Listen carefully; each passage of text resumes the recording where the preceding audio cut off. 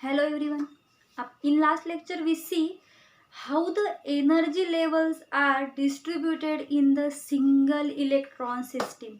बरोबर आहे. जर सिंगल इलेक्ट्रॉन सिस्टीम असेल तर इलेक्ट्रॉनचं डिस्ट्रीब्युशन कसं होते, कोणती शेलमध्ये मॅक्झिमम एनर्जी असते, कोणत्या शेलमध्ये मिनिमम एनर्जी असते, ही आपण कालच्या लेक्चरमध्ये बघितलं होतं. बरोबर आहे. आपण आता बघू आणि तुम्हाला सिंगल इलेक्ट्रॉन सिस्टीम किंवा सिंगल इलेक्ट्रॉन ॲटम म्हणजे काय असतं आणि आयन्स कसे असतात ते तुम्हाला कळालं. बरोबर आहे. आय होप ते तुम्हाला लक्षात आलं असणार 100%. आता आपण बघू multi electron system, energies of orbital in the multi electron system. आपण बघितलं होतं की सिंगल इलेक्ट्रॉन सिस्टीम असेल तर त्याच्या डोक्याला काही त्रास नसतो. फॉर एक्झाम्पल, एखादं एक्झाम्पल सांगा, कोणतं होतं? Hydrogen, helium plus and lithium plus plus. ह्या ठिकाणी त्याच्या इलेक्ट्रॉन लेवल, त्याच्या इलेक्ट्रॉन किती प्रेझेंट असतात त्या ॲटममध्ये? फक्त एकच इलेक्ट्रॉन. बरोबर आहे. हे जर आपण न्यूक्लियस कन्सिडर केलं आणि हे जर पहिली शेल जर कन्सिडर केली तर ह्या ठिकाणी या पहिल्या शेलमध्ये काय प्रेझेंट असतील? फक्त एक इलेक्ट्रॉन. बरोबर आहे. फक्त एक इलेक्ट्रॉन प्रेझेंट असल्यामुळे न्यूक्लियस आपलं positive charge, electron negative charge, त्यामध्ये काय होणार? अट्रॅक्शन. ते एकमेकांना बाइंड राहतील. बरोबर आहे. जेव्हा त्याला आपण एक्साइट करू, एक्साइट केल्यावर ते काय करेल? हायर एनर्जी लेवलमध्ये जाईल. हायर एनर्जी लेवल म्हणजे दुसऱ्या शेलमध्ये जातील आणि दुसऱ्या शेलमध्ये जरी गेले त्यामध्ये जे काही सबशेल प्रेझेंट असतात त्यामध्ये काय असणार? इक्वल एनर्जी राहणार. बरोबर आहे. कारण की ते कसं आहे? सिंगल एकच इलेक्ट्रॉन आहे. कुठं जरी गेलं तरी एनर्जी कशी राहील? त्याची सेमच राहील. फक्त डिफरन्स कशात येणार? शेल, पहिल्या शेलमधून जर ते दुसऱ्या शेलमध्ये गेला तर. आणि आपल्याला माहिती आहे डिजनरेट ऑर्बिटल्स कशाला म्हणतो आपण? जेव्हा त्या इलेक्ट्रॉन किंवा the orbital having same energy, जर त्या ऑर्बिटलमधली एनर्जी कशी राहील? सेम असेल तर त्याला आपण काय म्हणतो? डिजनरेट ऑर्बिटल, जे की आपण सिंगल इलेक्ट्रॉन सिस्टीममध्ये बघितलं. आता मला सांगा इन मल्टिपल इलेक्ट्रॉन सिस्टीम. आता मल्टिपल म्हणजेच काय? एकापेक्षा जर जास्त त्यामध्ये इलेक्ट्रॉन प्रेझेंट असतील. फॉर एक्झाम्पल, परत हे न्यूक्लियस आहे. आपण एक सिंपल बघू, लिथियम. लिथियमचे एक्झाम्पल बघू. त्याचा ॲटॉमिक नंबर किती असते? 3. बरोबर आहे. हे लिथियम आहे. ठीक आहे. हे पहिलं शेल, ही त्याची दुसरी शेल आणि हे जे गोल केलं मी ते काय झालं? न्यूक्लियस. काय झालं? न्यूक्लियस. आता मला सांगा पहिल्या शेलमध्ये मॅक्झिमम किती इलेक्ट्रॉन राहतात? 2. म्हणजे एक इकडचा एक इकडचा आणि दुसरा एक जे राहिलेला आहे 2, अजून एक इलेक्ट्रॉन आहे तो कुठं शिफ्ट होणार? दुसऱ्या शेलमध्ये. बरोबर आहे. ह्या ठिकाणी मला सांगा आता ह्यामध्ये आपल्याला माहिती पॉझिटिव्ह आणि निगेटिव्ह मध्ये नेहमी काय होत असते? अट्रॅक्शन. आणि तेच जर सेम चार्जेस असतील तर त्यामध्ये काय होणार? रिपल्शन. ते एकमेकांना काय करत असतात? दूर ढकलत असतात. बरोबर आहे. दूर कसे ढकलतात बघा बरं. बघू आपण डिटेल बघू दूर कसे ढकलतात एकमेकांना. आता ह्या ठिकाणी न्यूक्लियसवर आहे पॉझिटिव्ह चार्ज. ह्या ठिकाणी हे जे इलेक्ट्रॉन आहेत 3 इलेक्ट्रॉन त्यामध्ये काय प्रेझेंट असतात? Negative charge. बरोबर आहे. इलेक्ट्रॉन नेहमी कसे असतात? Negative charge. आता ह्या ठिकाणी जर आपण बघितलं तर ह्या न्यूक्लियसचं ह्या इलेक्ट्रॉन सोबत अट्रॅक्शन होणार, ह्या न्यूक्लियसचं ह्या इलेक्ट्रॉन सोबत अट्रॅक्शन होणार. Same procedure. हा इलेक्ट्रॉन थोडासा दूर जरी असला तर त्याचे प्रयत्न कशासाठी राहतील? ह्या न्यूक्लियस सोबत अटॅच होण्यासाठी. पण हे होत असताना, ठीक आहे, अट्रॅक्शन होत असताना त्याच्या बाजूला काय प्रेझेंट आहेत? इलेक्ट्रॉन. फॉर एक्झाम्पल इथे एक इलेक्ट्रॉन, इथे एक इलेक्ट्रॉन, इथे एक इलेक्ट्रॉन आहे. बरोबर आहे. तर ते काय करत असतात? सायमल्टेनियसली जेव्हा अट्रॅक्शन प्रोसेस होत असती त्या ठिकाणी इलेक्ट्रॉन सुद्धा प्रेझेंट असतात. ते इलेक्ट्रॉन काय करतात? एकमेकांना रिपेल करतात. म्हणजे जे रिपल्शन आहे ते कशामध्ये होते? ह्या इलेक्ट्रॉन आणि ह्या इलेक्ट्रॉनमध्ये, ह्या इलेक्ट्रॉन आणि ह्या इलेक्ट्रॉनमध्ये आणि ह्या इलेक्ट्रॉन आणि ह्या इलेक्ट्रॉनमध्ये. जसं जसं आपण शेल वाढवत जाऊ, आलं लक्षात? आता ह्या ठिकाणी हा इलेक्ट्रॉन आहे, त्याला परत जर आपण एक्साइटेटरी स्टेटमध्ये दिला, एनर्जी प्रोव्हाइड केली, हायर एनर्जी लेवलमध्ये जाणार, एक्सायटेशनमध्ये जाणार आणि काय करणार? पुढच्या शेलमध्ये जाणार. बरोबर आहे. आता ह्या ठिकाणी काय होते? जसा जसा हा इलेक्ट्रॉन न्यूक्लियसच्या लांब जात असतो, काय होते? न्यूक्लियसच्या लांब जात असतं, त्याचं अट्रॅक्शन काय होतं? कमी. काय होतं? कमी. का कमी होत असेल अट्रॅक्शन जसं जसं दूर जात असेल तेव्हा? कारण की त्याला प्रोटेक्ट करायचं काम कोणाकडे असते? त्या पहिल्या शेलमध्ये जे काही 2 इलेक्ट्रॉन प्रेझेंट आहेत ते काय करत असतात, त्याला बाकीच्या इलेक्ट्रॉन पासून काय करत असतात, प्रोटेक्ट करत असतात, पक्क धरून ठेवतात, जेणेकरून त्याच्या जवळ कोणीही नाही गेलं पाहिजे. सिम्पली एक एक्झाम्पल देऊन एक्सप्लेन करते ही टर्म. आणि ह्या हे जे प्रोटेक्ट करतात त्याला आपण कोणता इफेक्ट म्हणतो, शिल्डिंग इफेक्ट. कोणता इफेक्ट म्हणतो, shielding effect. SHIELDING, shielding effect. आता मला फॉर एक्झाम्पल सांगा, एखादं गाव आहे मस्त, ठीक आहे, त्या गावामध्ये जर एखादा सेलिब्रिटी आला, एखादा हिरो आला, तुम्हाला कोणता आवडतो, XYZ नाव घ्या, तुमचा जो आवडता तो हिरो आला, तर काय होईल, एका गावामध्ये कोणताही जर सेलिब्रिटी आला किंवा हिरो आला तर काय होईल, प्रत्येक गावातली व्यक्ती त्याला भेटण्यासाठी काय करेल, धडपड करत जाईल, बरोबर आहे. आणि त्याच्या आजूबाजूला कोण प्रेझेंट असतात, त्याचे बॉडीगार्ड. ते बॉडीगार्ड काय करतात, त्या लोकांना, गावातल्या लोकांना त्याच्या जवळ येऊ देत नाहीत. काय करतात, त्याला शिल्ड सारखं एक ढाल बनून त्याच्या सोबत राहतात, त्याला प्रोटेक्ट करायचं काम करत असतात, बरोबर आहे. कोण करतात, बॉडीगार्ड. मग ह्या ठिकाणी आपण सेम जर एक्झाम्पल घेतलं, हे जे न्यूक्लियस आहे त्याला समजू आपण हिरो और सेलिब्रिटी, आणि त्यामध्ये पहिली शेलमध्ये जे 2 इलेक्ट्रॉन प्रेझेंट आहेत ते झाले त्याचे बॉडीगार्ड. काय झाले, ते त्याचे बॉडीगार्ड. त्या न्यूक्लियसचं काय करणार, प्रोटेक्शन करणार, त्याला बाइंड होऊन, ठीक आहे. आता आपल्याला माहिती दुसऱ्या शेलमध्ये मॅक्झिमम किती इलेक्ट्रॉन असतात, 8 इलेक्ट्रॉन, बरोबर. 8 असतील 7, 8च असतात मॅक्झिमम, ठीक आहे, पण 6-7 पण असू शकतात. अशा वेळेस काय होते, हे जो 2 इलेक्ट्रॉन आहेत ते काय करतं, ह्या न्यूक्लियसचं प्रोटेक्शन करतं. त्याच्यावर कोणता इफेक्ट दाखवतो, शिल्डिंग इफेक्ट दाखवतं. ॲटोमॅटिकली आपल्याला माहिती इलेक्ट्रॉन मध्ये काय होतं, रिपल्शन, ते एकमेकांना काय करतात, दूर ढकलत असतात. ॲटोमॅटिकली हे इलेक्ट्रॉन एकमेकांना लांब करणार आणि ह्या दोघांमध्ये होत असणारं अट्रॅक्शन ह्याच्यासोबत भोवताली एक प्रकारचा बॉन्ड तयार करणार, एक प्रकारचा इफेक्ट तयार करणार. त्याला आपण काय म्हणतो, शिल्डिंग इफेक्ट. काय म्हणतो, शिल्डिंग इफेक्ट. सिम्पली हे जर आपण आउटर मोस्ट शेलमध्ये जे काही इलेक्ट्रॉन प्रेझेंट आहेत ते समजू आपण फॅन, त्याचे काय समजू, फॅन. पंखा का नाही, फॅन, सगळ्यांना माहिती, ठीक आहे, फॅन.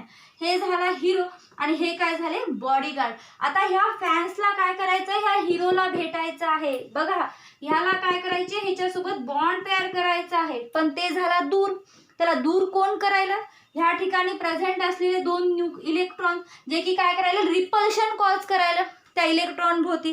त्याला न्यूक्लियस सोबत अटॅच व्हायचंय, पण ते इलेक्ट्रॉन काय करायला, त्याला ढकलायला दूर, बरोबर आहे, दूर ढकलायला. जसं फॅन्स, बॉडीगार्ड काय करतं, सेलिब्रिटी हिरो सोबत जर फॅन्स येत असेल तर त्यांना जवळ येऊ देत नाही, दूर दूर करत असतात, त्याच टाईप, बरोबर आहे.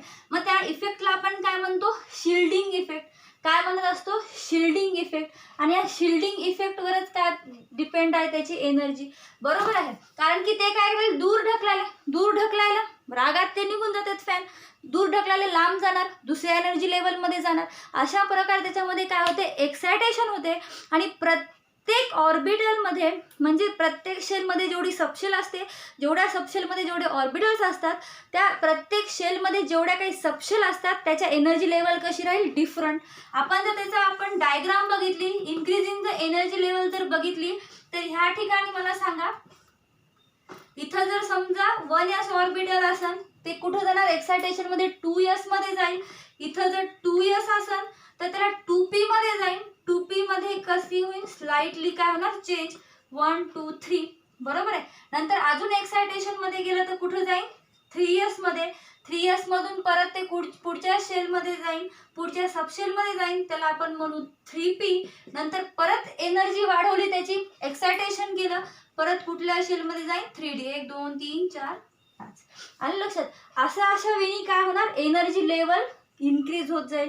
म्हणजे 1s सगळ्यात लोअर एनर्जी लेवल, त्यापेक्षा 2s जास्त, नंतर 2p जास्त, नंतर 3s, नंतर 3p आणि नंतर 3d. कशामुळे, ह्या शिल्डिंग इफेक्टमुळे. कारण की ते बाहेरच्या इलेक्ट्रॉनला त्या जवळच येऊ देत नाही, बरोबर आहे.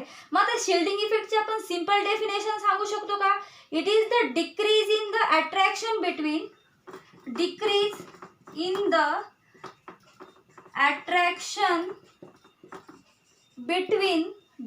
the attraction between an electron and nucleus of an atom. बरोबर आहे. म्हणजे ह्या ठिकाणी काय व्हायला, हे काय व्हायला, न्यूक्लियस आणि इलेक्ट्रॉन मधलं अट्रॅक्शन काय व्हायला, कमी व्हायला. पण कोणता इलेक्ट्रॉन, आउटर शेल मध्ये प्रेझेंट असलेला इलेक्ट्रॉन. म्हणजे सिम्पली आपण असं म्हणू शकतो, the shielding effect of outer shell electron from the nucleus of inner shell. ह्या इनर शेल न्यूक्लियस काय करणार, इनर शेल न्यूक्लियसच्या जवळ जो काही इनर शेल मध्ये जे काही न्यूक्लियस सोबत जे काही इलेक्ट्रॉन प्रेझेंट असतात ते काय करणार, शिल्डिंग इफेक्ट कॉज करणार. कोणापासून, ह्या आउटर शेल मध्ये प्रेझेंट असलेल्या इलेक्ट्रॉन पासून. त्याला काय करणार, ते बाइंड होऊ देणार नाही. म्हणजे ऑटोमॅटिकली काय व्हायला, इलेक्ट्रॉन आणि न्यूक्लियसचं अट्रॅक्शन काय व्हायला, ह्या ठिकाणी कमी व्हायला आणि तिथं काय व्हायला, शिल्डिंग इफेक्ट. आता ह्या ठिकाणी आपण बघितलं की एस पी डी एफ हे जे ऑर्बिटल्स बघितले, आपल्याला माहिती आहे ह्याचा एसचा शेप स्पेरिकल असतो, पीचा शेप डंबेल असतो, डीचा शेप डबल डंबेल असतो आणि एफचा कसा असतो, कॉम्प्लिकेटेड. कारण की त्याच्यामध्ये किती फोल्ड असतात, 8 फोल्ड्स असतात. कसे असतात, त्याचा शेप कॉम्प्लिकेटेड. जर आपण त्याचा शिल्डिंग इफेक्ट जर बघायला गेलं तर सगळ्यात जास्त शिल्डिंग इफेक्ट कोण परफॉर्म करतं, एफ ऑर्बिटल. आणि अर्थरा म्हणजे काय काय, अट्रॅक्शन त्याच्यामधलं काय करणार, कमी. आणि सगळ्यात कमी कोणाचा शिल्डिंग इफेक्ट असतो, एस ऑर्बिटलचा. म्हणजे जर आपण शिल्डिंग इफेक्टची जर एनर्जी लेवल बघितली की कोणामध्ये शिल्डिंग लेवल असते, तर ती शिल्डिंग इफेक्ट कोणामध्ये असते, सगळ्यात कमी एस ऑर्बिटलमध्ये, थोडीशी जास्त पी ऑर्बिटलमध्ये, नंतर थोडीशी जास्त डी ऑर्बिटलमध्ये आणि सगळ्यात जास्त कोणामध्ये असते शिल्डिंग इफेक्ट, एस ऑर्बिटल. ते काय करते, जास्त त्याला काय करतं, दूर ढकलतं, शिल्ड लाईक शेप काय करतं, फॉर्म करत असतं. हे त्याची काय आहे, शिल्डिंग इफेक्टचं रेशो. आणि लक्षात, सगळ्यात कमी कोणामध्ये असते शिल्डिंग इफेक्ट, एस मध्ये, आणि सगळ्यात जास्त कोणामध्ये असते शिल्डिंग इफेक्ट, एफ मध्ये. ठीक आहे, इथपर्यंत तुम्हाला आलं लक्षात. आता मला सांगा, जर आता प्रत्येकामध्ये एनर्जी लेवल्स कशा राहतील, डिफरन्स, बरोबर आहे. मग कोणामध्ये कमी असतील, कोणामध्ये जास्त असतील, हे सुद्धा आपल्याला लक्षात ठेवणं गरजेचं आहे. कारण की जेव्हा आपण इलेक्ट्रॉनिक कॉन्फिगरेशन करत असतो तेव्हा इलेक्ट्रॉनिक कॉन्फिगरेशनमध्ये इलेक्ट्रॉन कसे मूव्ह होतात, लोअर एनर्जी टू हायर एनर्जीकडे. कुठून होणार, lower energy to higher energy. आधी कमी एनर्जी, नंतर थोडी जास्त, नंतर थोडी जास्त, अशी करत ते काय होणार, फील होत राहणार. बरोबर आहे. पण कोणत्या ऑर्बिटलची एनर्जी लेवल कमी राहते, कोणत्या ऑर्बिटलची एनर्जी लेवल जास्त राहते, हे सुद्धा माहीत असणं गरजेचं आहे. बरोबर आहे. शिल्डिंग इफेक्ट बघितला. आता जो शिल्डिंग इफेक्ट आहे किंवा त्याच्या एनर्जी लेवल आहे ते एका रूलवर डिपेंड असतं. त्याला आपण म्हणतो N+L रूल. कोणता रूल म्हणतो, N+L रूल. आता N+L रूल काय असतं, ठीक आहे, तुम्हाला माहिती, तुम्ही क्वांटम नंबर स्टडी केले. N म्हणजे काय असतं, प्रिन्सिपल क्वांटम नंबर, आणि L म्हणजे काय असतं, ॲझिमुथल क्वांटम नंबर.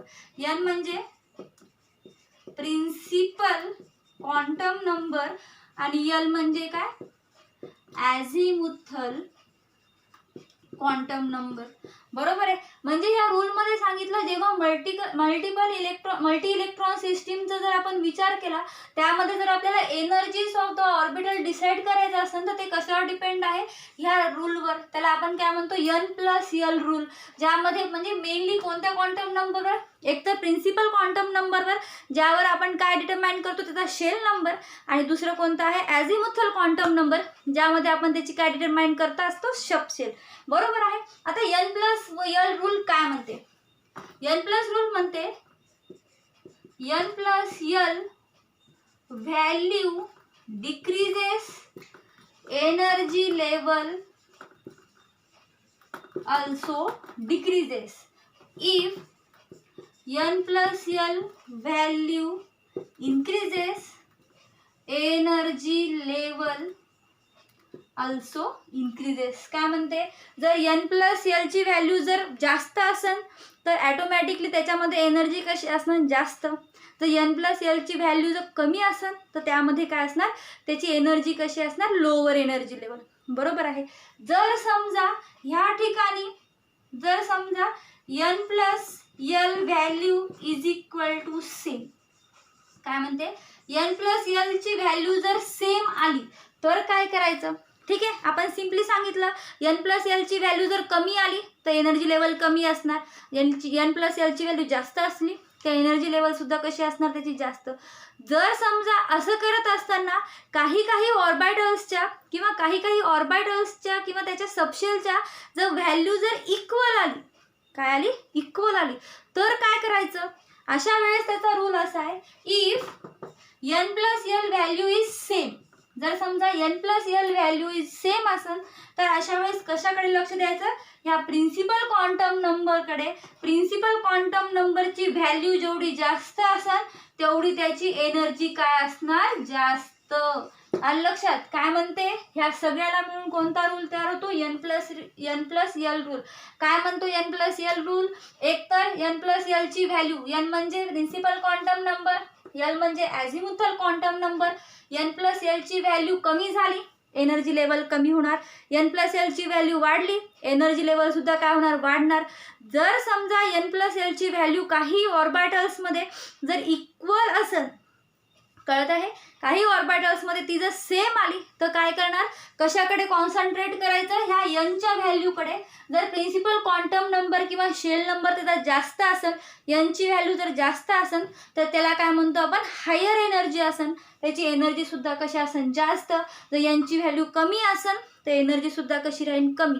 कधी येणार पण हा एक्सेप्शन, जेव्हा की त्याची एन प्लस एलची व्हॅल्यू कशी राहील, सेम. चला तर आता मग आपण चेक करू, एन प्लस एलची व्हॅल्यू आपण बघितली की कशी कॅल्क्युलेट करायची, हे रूल्स कळाले तुम्हाला. आता आपण प्रत्येकाची एन प्लस एल व्हॅल्यू काढून घेऊ.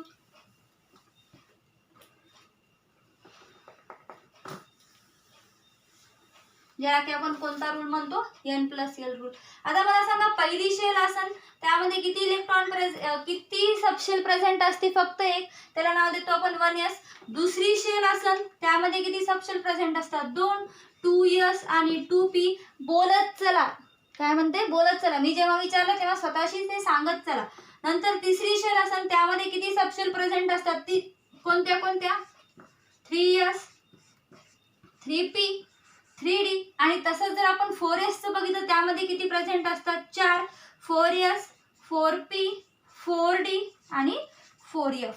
दिसत आहे, थोडं वर वर घ्यायला पाहिजे होतं, है ना. ठीक आहे, पहिली कोणती आहे, 1s, 2s, 2p, 3s, 3p, 3d, 4s, 4p, 4d, 4f. Okay, चला, according to N plus L rule. आता आपल्याला बघायचंय ह्यामध्ये हे सगळे ऑर्बिटल्स त्यामध्ये प्रेझेंट आहेत, बरोबर आहे, काय आहेत, ऑर्बिटल्स प्रेझेंट आहेत हे सगळे, बरोबर आहे. पहिली शेल जर बघितली आपण त्यामध्ये एक ऑर्बिटल प्रेझेंट असते, दुसरी बघितली त्यामध्ये 2, तिसरी असेल 3, चौथी असेल तर 4. ओके, आता आपण बघू according to N plus L rule. According to N plus L rule, ह्या ठिकाणी तुम्हाला एनची व्हॅल्यू ऑलरेडी डिटरमाइन होते, कारण की हे काय करतं, एनची व्हॅल्यू आणि हे काय असतं, एलची व्हॅल्यू. आता मला सांगा, इथं तुम्हाला एनच्या व्हॅल्यू सगळ्या दिलेल्या आहेत. राहिला प्रश्न एलची व्हॅल्यू. एल म्हणजे काय असते, सबशेल, जी की कोणती असते, एस, पी, डी, एफ. त्याच्या व्हॅल्यू सांगा पटापटा. एस ची किती असते, 0, पी ची किती असते, 1, डी ची किती असते, 2, एफ ची किती असते, 3. ओके, आता लेट चेक करू. ह्या ठिकाणी काय करू आपण, एनची व्हॅल्यू आणि एलची व्हॅल्यू करू आणि इथं त्याचं टोटल करू. ओके, किंवा इथंच त्याचं टोटल करू आणि आपण त्याच्या मग एनर्जी लेवलनुसार त्याला अरेंज करू. ओके, आता मला सांगा, इथं एनची व्हॅल्यू किती आहे, 1, एसची व्हॅल्यू किती आहे, 0 इथं आहे आणि ह्याची टोटल किती झाली, 1. नंतर मला सांगा, इथं 2s आहे. नेक्स्ट इथं एनची व्हॅल्यू 2 आहे, एसची किती आहे, 0, म्हणजे इथं सुद्धा त्याची व्हॅल्यू किती झाली, 2. आता नेक्स्ट ऑर्बिटल आहे 2p, इथं 2 आहे, एलची व्हॅल्यू p म्हणजे किती झाली, 1, म्हणजे इथं किती येणार, 3. नंतर 3s आहे, 3 झाली एनची व्हॅल्यू, एस म्हणजे ऑब्विसली काय येणार, 0, इथं सुद्धा काय येणार, 3. नंतर 3p, 3 + 1 = 4. 3d, d ची व्हॅल्यू किती आहे, 2, 3 + 2 = 5. नंतर 4s, 4 + 0 = 4, 4p, p ची व्हॅल्यू किती आहे 1, 4 + 1 = 5. नंतर 4d, d ची व्हॅल्यू किती आहे 2, 4 + 2 म्हणजे 6. आणि नंतर 4 + f ची व्हॅल्यू किती आहे 3, ही किती आहे 7.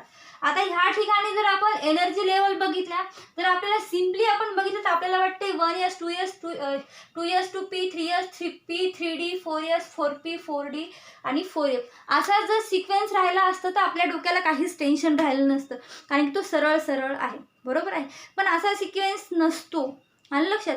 आणि तो सिक्वेन्स कसा असतो ते कॅल्क्युलेट करण्यासाठी आपण कोणता रूल बघत आहोत, n + l रूल, आलं लक्षात. तर आता बघू आपण n + l रूलचं ॲक्च्युली कसं अरेंज करणार. ठीक आहे, हे लक्षात आलं इथपर्यंत. आता आपल्याला काय करायचंय, n + l रूल नुसार lower energy to higher energy ह्याला काय करायचंय, अरेंज करायचंय. चला तर मग करू. आता बघा एक कुठं आहे का दुसरा नाही, म्हणजे पहिला प्रिफरन्स कशाला येणार, एकलाच येणार, कारण की सगळ्यात लोअर एनर्जी कोणता आहे n + l ची 1, म्हणजे पहिल्यांदा आपण काय देणार 1s. आलं लक्षात. इथं थोडंसं 1s. आता नंतर 1s नंतर सगळ्यात लोअर एनर्जी, थोडीशी हायर एनर्जी, बाकीच्यांपेक्षा लोअर एनर्जी. आता 1 कटला, नंतर काय आहे 2. आता 2 म्हणजे कोणता आहे 2s. आलं लक्षात. नंतर ह्या ठिकाणी बघा 1s झालं 2s झालं. आता सांगा कोणती व्हॅल्यू येते 3. आता काय बघा 3 व्हॅल्यू मध्ये ही पण आहे आणि ही पण आहे. अशा वेळेस काय रूल्स असतो, काय म्हणते, जेव्हा n + l ची व्हॅल्यू जर इक्वल असेल, सेम असेल, तर तेव्हा काय करायचं, कशाला प्रिफरन्स द्यायचं, त्याच्या प्रिन्सिपल क्वांटम नंबरला, जो की इथं बघा हा एक प्रिन्सिपल क्वांटम नंबर आहे. हा काय म्हणते, n ची व्हॅल्यू जेवढी जास्त तेवढी त्याची एनर्जी लेवल जास्त, n ची व्हॅल्यू तेवढी कमी त्याची एनर्जी लेवल कशी राहते, कमी. म्हणजे 3s ची एनर्जी लेवल जास्त आहे कोणापेक्षा 2p, म्हणजे नेक्स्ट ऑर्बिट एनर्जी लेवल नुसार जर आपल्याला बघायचं असेल नंतर 2p येईल आणि नंतर काय येणार 3s. इथपर्यंत सगळं व्यवस्थित सुरू आहे, दिसत आहे सगळ्यांना. 1s आहे 2s आहे 2p आहे 3s आहे. आता नंतर बघा इकडं 4 आहे आणि इकडं 4 आहे, बरोबर आहे. अकॉर्डिंग टू रूल परत जर n + l ची व्हॅल्यू जर सेम असेल तर कशाकडे बघायचे आपल्याला, त्याच्या n च्या व्हॅल्यूकडे. जेवढी n ची व्हॅल्यू जास्त एनर्जी लेवल जास्त, म्हणजे नंतर काय येणार 3p येणार. आणि आता नंतर आपण 3d घेऊ शकतो का या ठिकाणी, नाही. नंतर कोणाची बारी या 4 ची, जे की कोण आहे 4s. इथं थोडा सिक्वेन्स चुकत आहे, नीट लक्षात घ्या. नंतर 4s नंतर बघा आता हे 4 झाले. आता परत 5 कसे आहेत, दोनदा, हे सुद्धा 5 आहे आणि हा सुद्धा, म्हणजे 3d ऑर्बिटलची व्हॅल्यू सुद्धा 5 येते आणि 4p ची सुद्धा. अकॉर्डिंग टू परत n ची व्हॅल्यू जेवढी जास्त तेवढी एनर्जी लेवल जास्त, म्हणजे 4s नंतर काय येणार 3d आणि 3d नंतर काय येणार परत 4p. सिक्वेन्स चेंज होत आहेत, लक्षात ठेवा. सिक्वेन्स काय होत आहे, चेंज. आलं लक्षात. आता नंतर बघा हे झालं 5 पर्यंत झालं. आता डायरेक्टच आहे. नंतर काय 6 म्हणजे काय आहे 4d आणि नंतर काय आहे 4f. आलं लक्षात. म्हणजे सिक्वेन्स बघा कसा होते, लोअर एनर्जी सगळ्यात 1s मध्ये असते, नंतर थोडीशी हायर 1s 2s मध्ये येणार. म्हणजे जर त्याचं आपण इन्क्रीजिंग बघितली तर ती इन्क्रीजिंग एनर्जी काय होणार, एनर्जी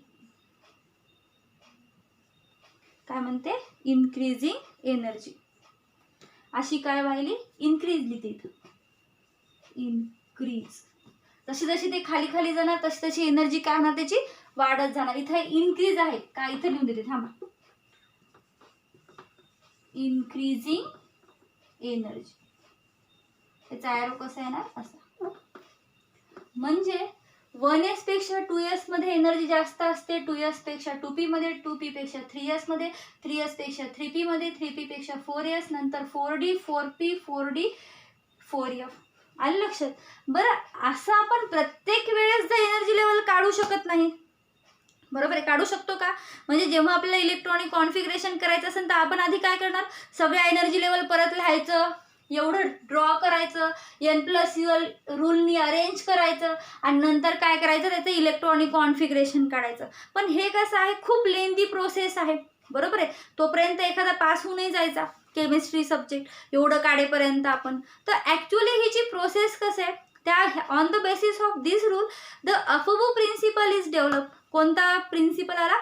अफोबो प्रिन्सिपल और सॉरी अफोबो प्रिन्सिपल. तर आता काय असते अफोबो प्रिन्सिपल बघू मग आपण. ओके, अफोबो प्रिन्सिपल स्टार्ट करण्याच्या आधी on the basis of this energy level तुम्हाला एक मी क्वेश्चन विचारणार आहे, त्याचं व्यवस्थित आन्सर द्यायचं.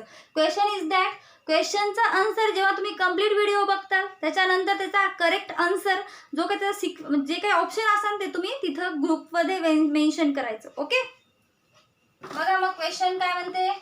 क्वेश्चन काय म्हणते, the order of increase energies, the order of increasing energies, the order of increasing energies of the orbital, of the orbitals are as follow, are as follows. Option first, नीट लक्षात घ्या, 3s, 3p, 4s, 3d, 4p.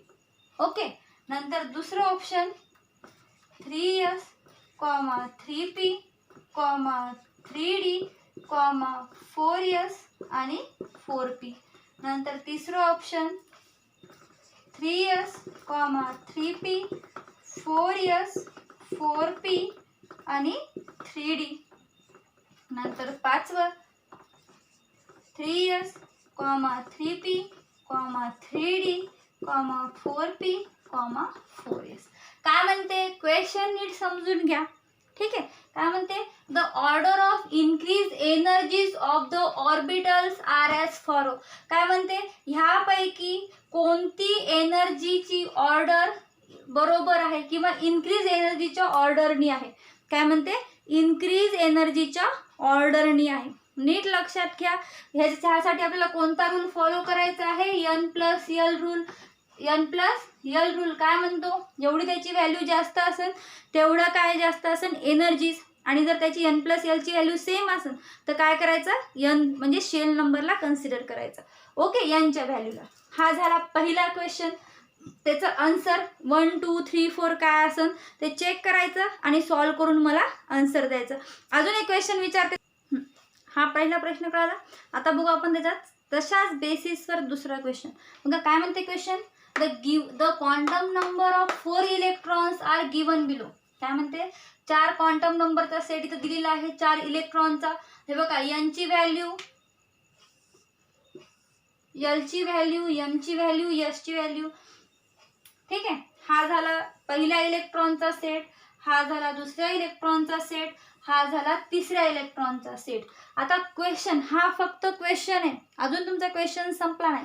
ठीक आहे, तर question असा आहे, ह्या वरच्या दिलेल्या इलेक्ट्रॉनच्या सेटपैकी the correct order of decreasing energy of electron is. काय म्हणते, करेक्ट ऑर्डर. आता इथे इन्क्रीजिंगची आहे का, नाही, कशाची आहे, decreasing energy of a electron. पहिलं ऑप्शन आहे ऑप्शन नंबर ए, इलेक्ट्रॉन 3. इथे इलेक्ट्रॉन लिहायचंय पण शॉर्ट मध्ये लिहिते electron 3, electron first, electron 4 and electron 2. आता आपण असं करू, ह्याला कॅपिटल ई करू म्हणजे जेणेकरून तुम्हाला समजायला सोपं जाईल. दुसरं ऑप्शन इलेक्ट्रॉन 4, इलेक्ट्रॉन 2, इलेक्ट्रॉन 3 आणि इलेक्ट्रॉन 1. सी. तिसरा आन्सर बघा, electron 3 is less than, electron 2 is less than, electron 4 is less than, electron 1. आणि इकडे देते तुमचं चौथं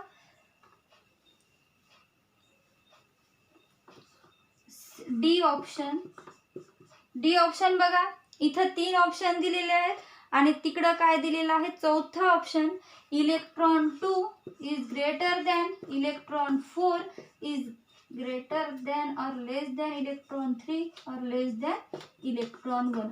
आणि लक्षात क्वेश्चन कळाला का? काय म्हणते क्वेश्चन की जे खाली क्वांटम नंबरचा सेट दिलेला आहे त्यामध्ये correct set of quantum number कोणता आहे.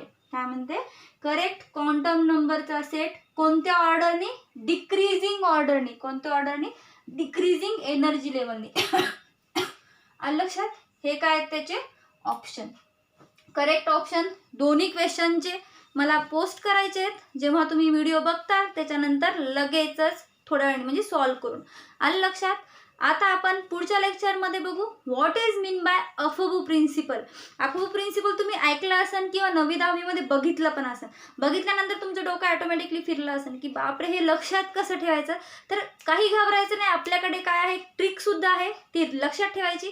ते कसं आहे ते बघू पुढच्या लेक्चरमध्ये. आणि ह्यासाठी तुम्हाला एक जर क्ल्यू द्यायचा असेल यासाठी तर क्ल्यू असा आहे, यासाठी सुद्धा आपण कोणता रूल वापरू शकतो, N+L, म्हणजे फक्त ह्या दोनच गरज आहे. ओके, इतका क्ल्यू सांगते, ह्या दोनच, प्रिन्सिपल क्वांटम नंबर आणि अझिमुथलची क्ल्यू दिलेला आहे. व्यवस्थित बघा, सॉल्व करा आणि आन्सर सेंड करा. ओके, चला भेटूया, तोपर्यंत बाय.